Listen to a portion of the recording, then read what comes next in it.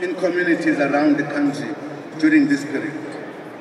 We pay our respects to the families of many who were killed in state-sponsored violence in KwaZulu-Natal and the now Gauteng area during the 1980s. We also remember other comrades who died in other tragic killings, such as the Trojan Horse Massacre in Cape Town, Griffiths and Victoria Mchenge, the Pepco 3, Cret of 4, Delcy September, Ruth First, and other comrades who were killed by hit squads inside and outside the country. When the ANC and other organizations were unburned in February 1990, freedom had come at a great price. Leaders were released from jails across the country.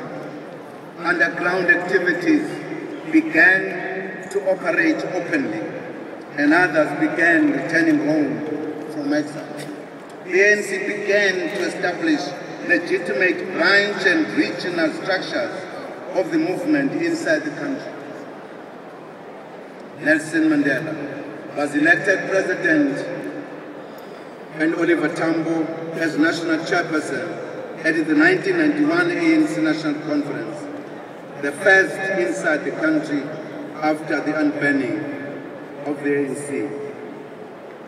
The ANC was committed to ending apartheid through a series of negotiations and participated fully in the Convention for a Democratic South Africa, CODESA. But it is important to note that the ANC played a leading role in shaping the nature, form, process, and content of the CODESA and its outcome. The Boy Patong massacre and the tragic assassination of Comrade Chris Hani threatened to delay the talks. President Mandela provided matured leadership together with the leadership of the ANC, saved the situation and enabled us to focus on the goals at hand. We are proud of the fact that the negotiations took place on South African soil, managed by South Africans themselves. The ANC has always promoted unity by bringing together negotiating parties under its wing as a united front. You will recall that as we started the negotiations, there were many parties that were running homelands, some of them oppositions in the homelands.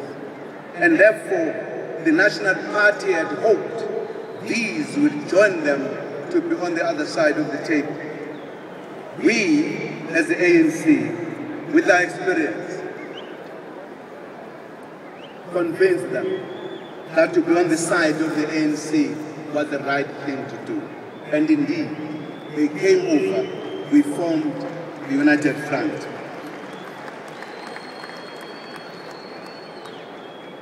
On the 27th April 1994, millions of South Africans, black and white, voted in the first democratic elections.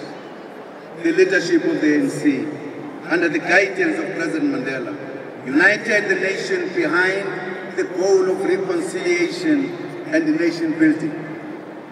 The Truth and Reconciliation Commission was established to deal with the mysteries and painful atrocities of the past.